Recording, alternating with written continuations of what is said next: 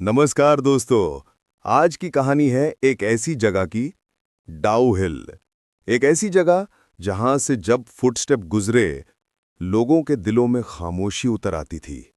ये कहानी है उन्हीं फुटस्टेपों की, डाउ हिल्स फुटस्टेप्स। मैं तुम्हें लेकर चलता हूं एक रात की तरफ, जब हवा में से कोई आवाज आती थी, एक चलती हुई मगर न जाने कहां जाने वाली। अगर तुम रेडी हो तो अपना सीट बेल्ट बांध लो और लाइट्स डिम कर दो।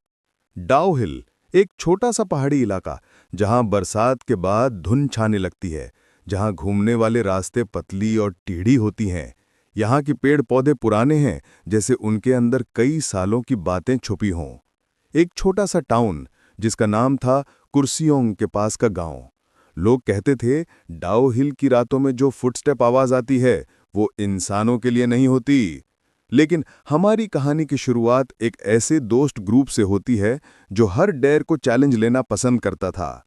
ये दोस्त थे अर्जुन, मीरा, समीर और निधि। कॉलेज की छुट्टी थी और उन्होंने सोचा, चलो एक रोड ट्रिप पे चलते हैं।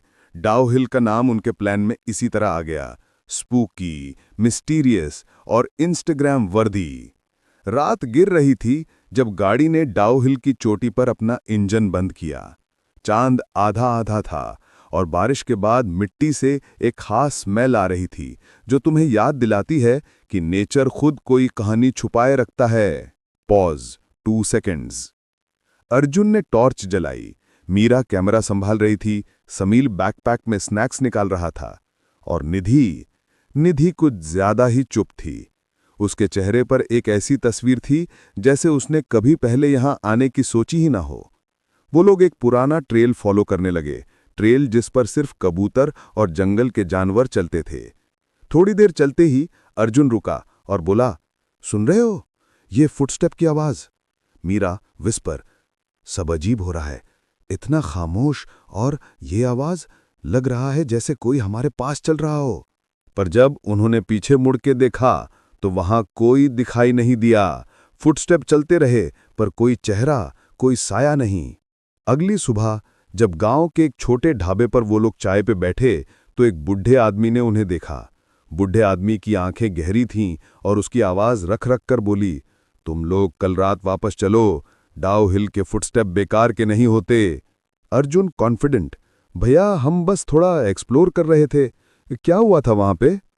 बुढ़ा आदमी थोड़ा डर के साथ, पहले भी बहुत आए, लेकिन जो सुनता वो सिर्फ सुनता रहता, कभी कभी फुटस्टेप के पीछे चलने की जरूरत नहीं।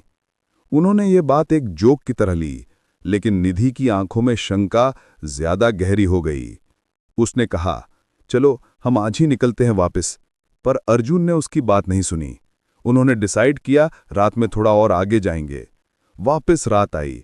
इस बार हवा में कुछ बदला सा था, जैसे पेड़ों की खींचतान बढ़ गई हो। उन्होंने फिर से वही ट्रेल पकड़ा और फिर से फुटस्टेप सुनाई दिए, इस बार करीब। Sameer trying to be brave, ये कोई प्रैंक हो सकता है ना? किसी ने हमसे पहले यहां कैंप जमाया होगा। Meera nervous laugh, prank? कौन इतने बोरिंग प्रैंक करेगा कि पेड़ों के बीच से चल के निकला जाए? फुटस्टेप के साथ एक हल्की सी खांसी भी सुनाई दी, जैसे कोई सांस रोक के चला हो। टॉर्च की रोशनी ज्यादा दूर जाकर रुकती, फिर आती, और उन्होंने देखा कि कुछ छोटी सी निशानियां जमीन पर पड़ रही थीं। कदमों के निशान, लेकिन अलग। ये वो निशान थे जो इंसान के नहीं लगते थे। Pause 2 seconds. मीरा ने अपनी कैमरा से एक फोटो खींचने की कोशिश की। फोटो डेवलप करने पर उसने देखा कुछ अजीब। फोटो का एक हिस्सा ब्लर्ड था और ब्लर्ड जगह में एक छोटी सी पैर की सिलुएट दिखाई दे रही थी, जो जमीन से थोड़ा ऊपर थी, जैसे वो पैर जमीन पे टच नहीं कर रहा था। Pause 2 seconds. मीरा, तुम सब देख रहे हो, ये क्या है? अर्जुन बोला, कैमरा ग्लिच होगा, लो लाइट में ऐसा होता है। लेकिन निधि का चेहरा सफेद पड़ रहा था। उसने कहा, अर्जुन ये नॉर्मल नहीं है, मुझे लगता है हम किसी ऐसी चीज के करीब हैं जो चलती भी है और ना चलती भी है। तभी एक फुटस्टेप सीधा उनके सामने से गुजरा, इतना करीब कि उन्होंने महसूस किया जैसे कोई ठंडी हवा उनके पैरों के पास से चली गई हो। अर्जुन, जो पहले कॉन्फिडेंट था, अब डर से भागा। समीर ने भी कोशिश की दौड़ने की। वो लोग अंधेरे में भागे, वो रास्ता जानते नहीं थे। हर टर्न पर फुटस्टेप पीछे पीछे चलती रही, कभी तेज, कभी धीरे, कभी एक ही पैर का साउंड सुनाई देता, कभी दो, फिर से खामोशी। मीरा पैनिकिंग, रुको रुको, हम कहाँ जा रहे हैं? निधि ऑलमोस्ट सॉबिंग, ये जगह छोड़ दो, बस छोड़ दो। उन्होंने एक पुराना चर्च देखा जहां से एक कहानी पुरानी आवाज से जुड़ी थी। वहां से गुजरते ही फुटस्टेप एकदम रुक गए, जैसे किसी ने स्विच ऑफ कर दिया हो। चर्च के अंदर उन्होंने एक पुराना डायरी रखा हुआ था। डायरी पर धूल जम चुकी थी। मीरा ने रुक के डायरी उठाई। उसमें लिखा था, footstep follow the living but they walk for the dead. Meera, ये क्या मतलब है? डायरी में एक कहानी थी। साल 1940 के आसपास, जब एक स्कूल था डाउहिल के पास, एक एक्सीडेंट हुआ था। स्कूल के बच्चे एक राफ्टिंग एक्सीडेंट में गुम हो गए थे। लोगों ने कहा था कि कुछ 5 बच्चे कभी वापस नहीं आए। उनके पेरेंट्स हर रात उनकी फुटस्टेप सुनते, एक ऐसा चलना जो घर तक आता फिर खामोश हो जाता। मीरा, तो क्या ये बच्चे अब यहां भटक रहे हैं? डायरी में और भी लिखा था, जो लोग उनकी फुटस्टेप फॉलो करते हैं उन पे उनकी यादें छा जाती हैं। उन्हें वो रात और ज्यादा जाहिर हो जाती है। उस रात उनमें से हर एक को अलग अलग चीजें दिखने लगीं। अर्जुन को अपने बचपन का एक पल जब उसने अपने पिताजी को खोया, मीरा को अपनी दादी की खामोश स्माइल, समीर को उस पल का डर जब उसने किसी को धोखा दिया था, और निधि को एक छोटी सी लड़की ने बुला लिया अपने नाम से। निधि, मेरी आवाज मेरे अंदर से आती है, वो मुझे बुला रही है। हर एक का मन भर आया, पर सबने मिलकर एक फैसला किया, उनको फेस करना होगा।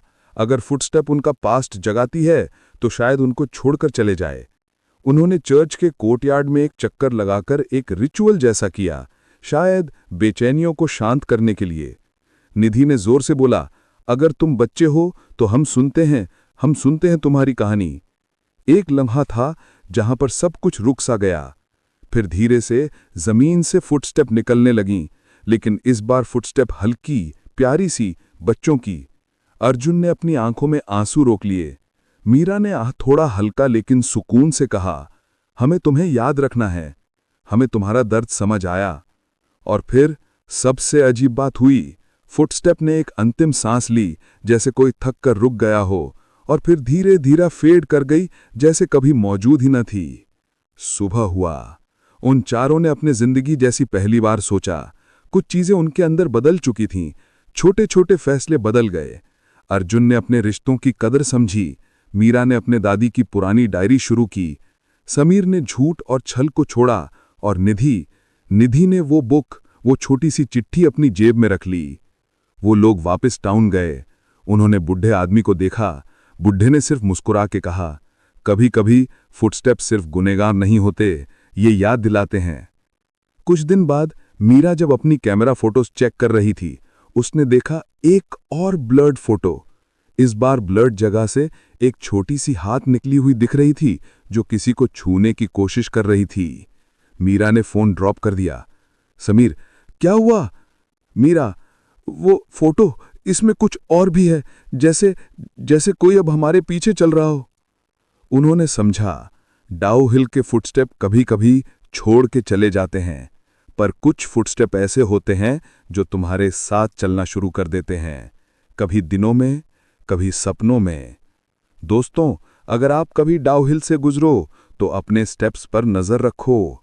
शायद उन पैरों की आवाज तुम्हारे दिल के अंदर छुपी हुई कहानी उठा दे। अगर आपको ये कहानी पसंद आई हो तो लाइक और सब्सक्राइब जरूर करना। कमेंट में लिखो, क्या आप कभी किसी ऐसी जगह गए हो जहां पर आपने फुटस्टेप सुने हों? अपनी कहानी हमारे साथ शेयर करो। मैं फिर मिलूंगा एक और कहानी के साथ। तब तक रात को दरवाजा थोड़ा सा खुला छोड़ देना, या शायद बंद रखना। Good night.